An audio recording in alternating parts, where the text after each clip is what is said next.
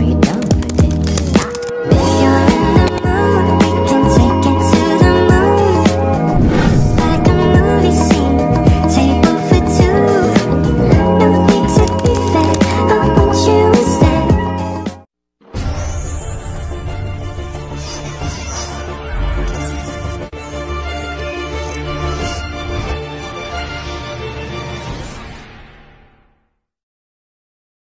A few moments later. Selamat malam semuanya, selamat malam Ibu, selamat malam teman-teman.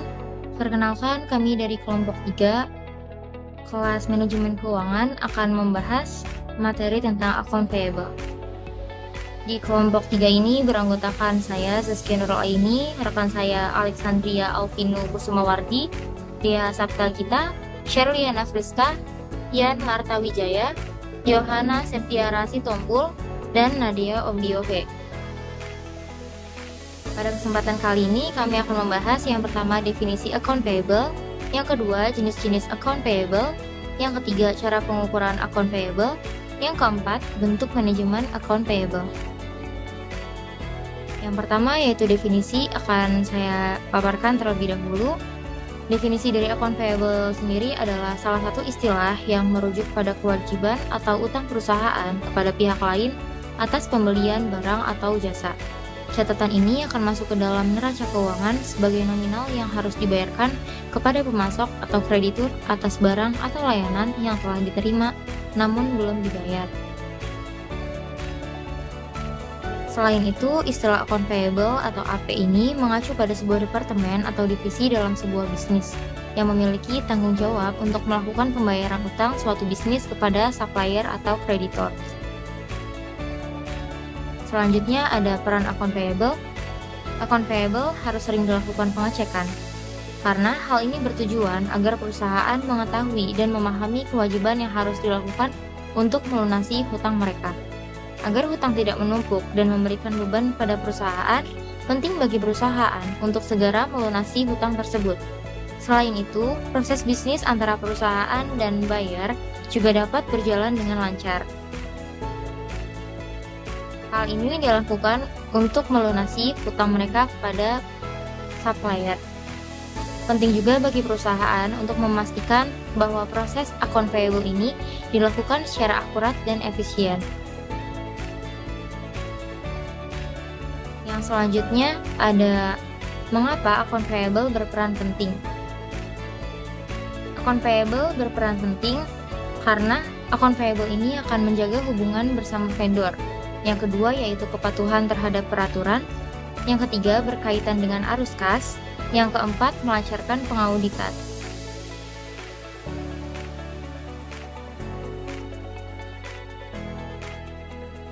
Maksud dari menjaga hubungan bersama vendor, yaitu salah satu bagian dari bisnis adalah vendor.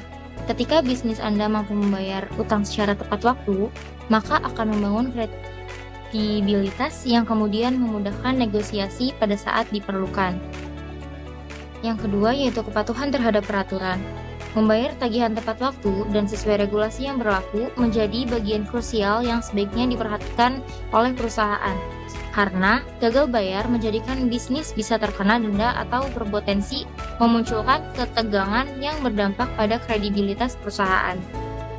Yang ketiga yaitu berkaitan dengan arus kas, maksudnya sebagian besar kunci keberhasilan bisnis yaitu dari pengendalian arus kas. Meskipun arus kas negatif tidak selalu berarti buruk, tetapi arus kas negatif dapat menjebak dan mengantarkan bisnis pada krisis keuangan di masa mendatang, sehingga sulit mendanai operasionalnya. Yang terakhir yaitu melancarkan pengauditan, yaitu pada saat proses pengauditan dapat mempengaruhi rapi atau tidaknya pembukuan pada perusahaan. Materi yang selanjutnya akan disampaikan oleh rekan saya yaitu Dea. Kepada Dea dipersilakan. Baik, terima kasih Zaskia. Selanjutnya ada fungsi dari akun payable, yang itu salah satu fungsi dari akun payable itu adalah untuk mendukung kegiatan operasional perusahaan. Kegiatan operasional perusahaan yang umumnya dilakukan antara lain yang pertama ada perjalanan dinas. Biaya perjalanan dinas ini mencakup pembelian tiket pesawat, sewa tempat tinggal maupun sewa kendaraan. Lalu ada bayar vendor, yaitu utang dagang, bisa membantu dalam melunasi utang atau pembayaran eksternal yang dilakukan oleh perusahaan. Next.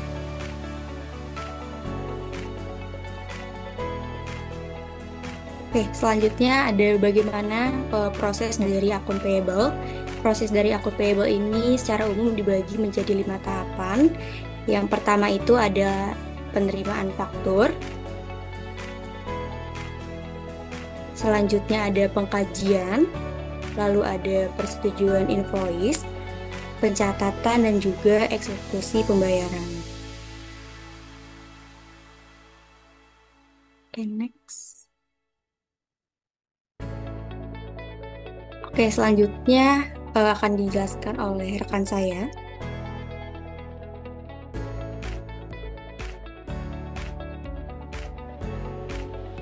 Baik, terima kasih Dea. Di sini sebelumnya saya ingin menjelaskan tentang proses akun payable yang sebelumnya, slide sebelumnya.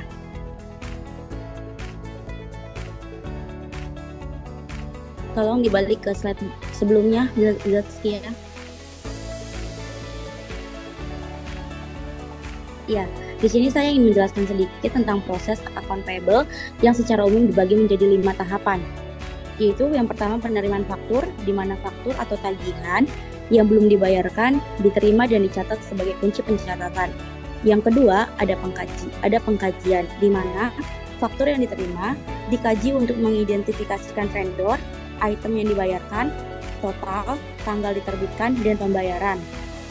Yang ketiga di sini ada persetujuan invoice, di mana faktur supplier dikaji dan disetujui. Yang keempat ada pencatatan, di mana pengeluaran itu dicatat di buku dan pengeluaran perusahaan bersama dengan faktur dan data terkait. Dan yang terakhir itu ada eksekusi pembayaran, di mana faktur dibayarkan sesuai otorisasi pembayaran dan detail remitansi dikirim oleh vendor. Next.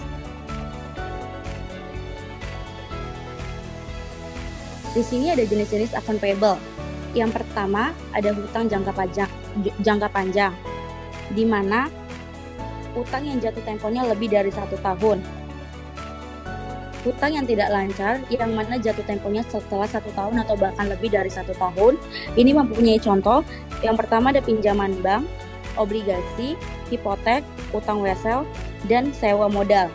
Yang kedua ada hutang jangka pendek, dikenal sebagai hutang lancar dengan jatuh tempo pembayaran kurang dari 1 tahun dan memastikan bahwa perusahaan mempunyai likuiditas yang cukup dari aset lancar untuk menjamin hutang atau kewajiban. Contohnya, ada utang usaha kepada pemasok, pinjaman bank jangka pendek, dan beban yang harus dibayar seperti gaji dan pajak. Yang ketiga, ada hutang kontingensi, di mana merupakan kewajiban potensial, hutang yang berpotensi muncul pada peristiwa yang tidak tertentu. Contohnya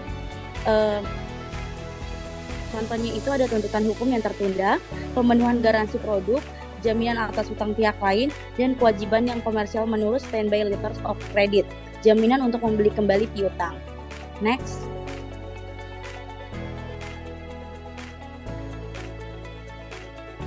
Selanjutnya ada cara pengukuran akun payable yang akan dijelaskan oleh rekan kami. Terima kasih Kak Tiara. Selanjutnya akan saya paparkan mengenai cara pengukuran akun payable. Cara pengukuran akun payable itu ada 2. Yang pertama terkait days payable outstanding atau disingkat DPO. Yang kedua ada akun payable turnover ratio. Next Kak.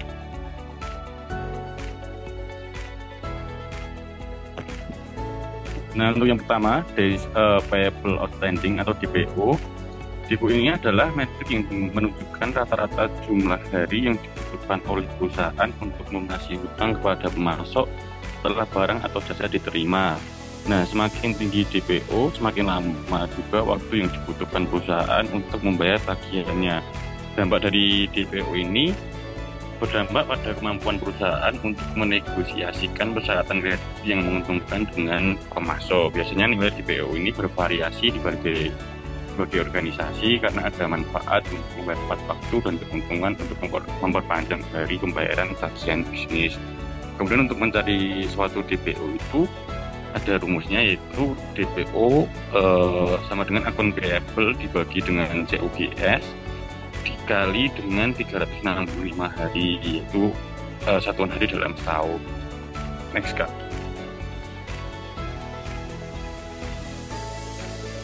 Kemudian akan dijelaskan oleh rekan saya, Kak Alex.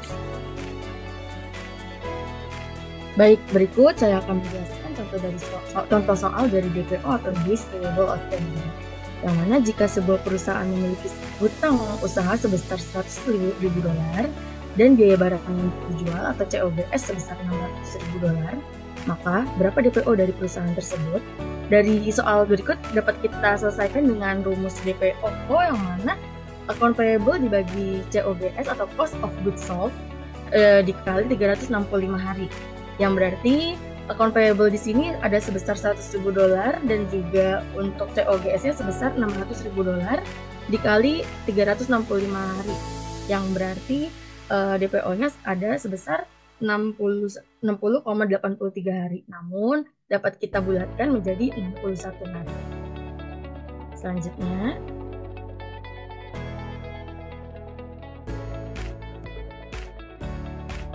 berikutnya setelah selesai kita membahas untuk mengenai DPO, pengukuran untuk account payable dapat kita lihat juga, yaitu account payable turnover ratio. Account payable turnover ratio ini adalah rasio perputaran hutang usaha untuk mengukur seberapa cepat perusahaan melunasi hutangnya dalam satu periode. Rasio ini menunjukkan efisiensi perusahaan dalam mengelola hutang jangka pendek. Jadi ketika rasio account payable turnover tinggi, berarti arus kas perusahaan itu dapat terkelola dengan baik dan kondisi keuangan perusahaan yang stabil. Namun jika perusahaan membayar terus-menerus itu jadi bukan berarti juga kondisi keuangannya itu baik. Jadi makanya bisa kita ukurnya melalui pengukuran turnover ratio ini, yang mana rumusnya account payable turnover ratio sama dengan COGS dibagi account payable. Lalu selanjutnya akan dibahas lebih lanjut oleh rekan saya mengenai contoh soal dari account payable turnover ratio. Silakan, Shirley. Terima kasih, Kak Alex. Di sini saya ingin menjelaskan tentang contoh soal dari account payable turnover. Jadi, turnover ratio itu mengukur seberapa sering perusahaan itu melunasi utang kepada si pemasok. Nah, contohnya itu di sini kita disuruh menghitung account payable turnover dengan COGS sebesar $600.000 dan hutang usaha sebesar $100.000. Maka rasio perputarannya itu menggunakan rumus COGS dibagi dengan account payable. Berarti $600.000 dibagi dengan 100 sama dengan 6. Artinya si perusahaan itu melunasi hutangnya sebanyak 6 kali dalam 1 tahun. Boleh dilihat.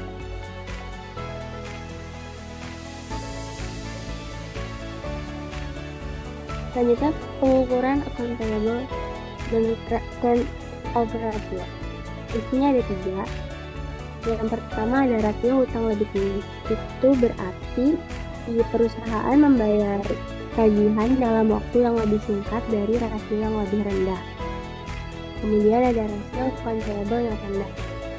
Berarti perusahaan itu sedang berjuang untuk membayar tagihan mereka kepada si pemasok. Kemudian ada bisnis yang mengandalkan jalur kredit, biasanya itu mendapatkan manfaat dari rasio yang lebih tinggi karena si pemasok dan pemberi pinjaman itu menggunakan metrik untuk mengukur resiko yang mereka ambil.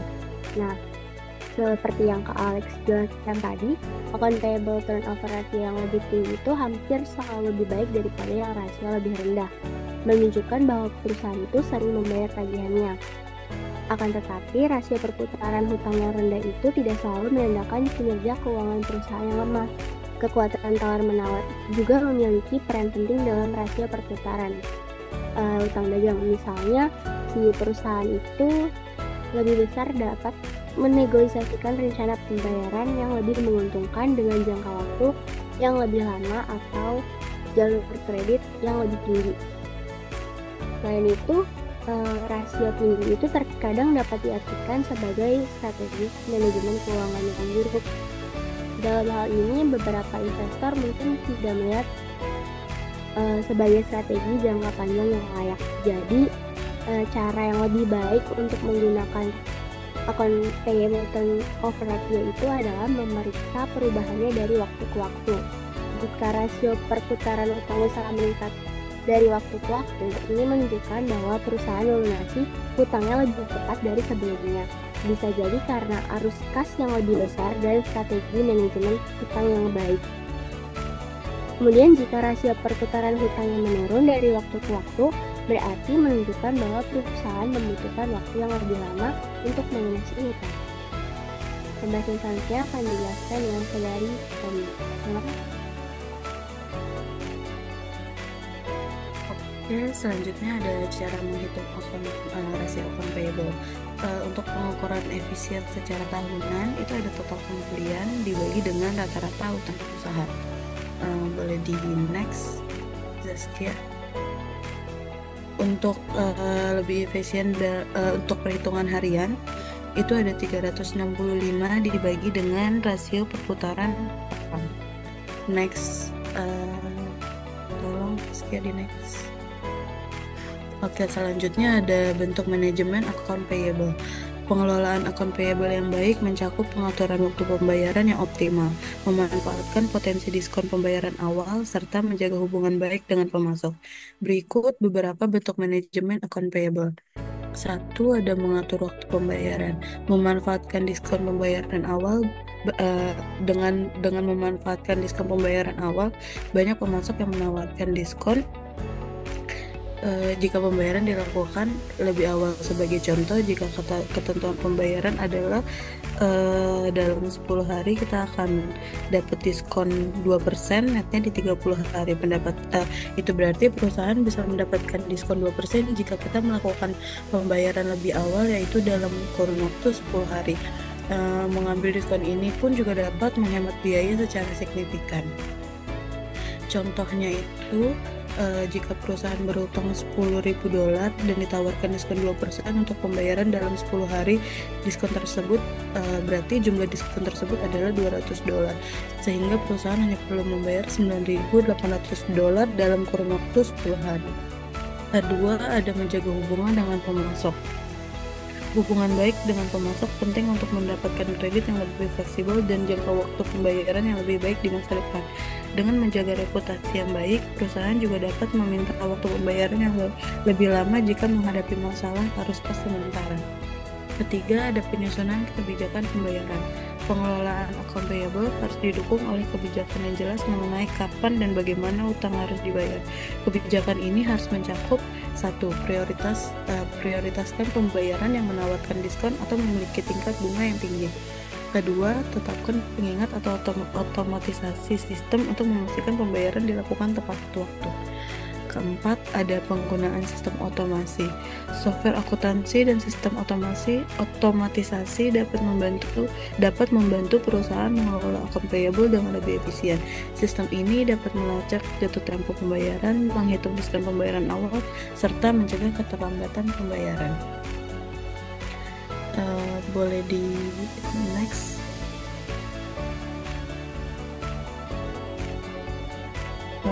Ada risiko manajemen account payable yang buruk. Pengelolaan yang buruk atas account payable dapat menyebabkan beberapa risiko, antara lain 1. Keterlambatan pembayaran. Hal ini dapat mengakibatkan hilangnya diskon pembayaran awal, denda keterlambatan, dan kerusakan hubungan dengan pemasok. Kedua, ada masalah likuiditas. Jika perusahaan tidak memiliki cukup kas untuk membayar hutangnya tepat waktu, hal ini dapat mengganggu operasi perusahaan. Ketiga, ada dampak pada kredit perusahaan. Riwayat pembayaran yang buruk dapat membuat pemasok enggan memberikan kredit di masa depan atau memperburuk syarat pembayarannya.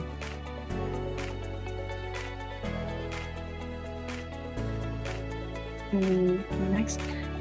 Kesimpulannya, dengan pengelolaan account payable yang baik, perusahaan dapat menjaga arus kas, mendapatkan syarat pembayaran yang lebih menguntungkan, serta menjaga hubungan yang baik dengan pemasok.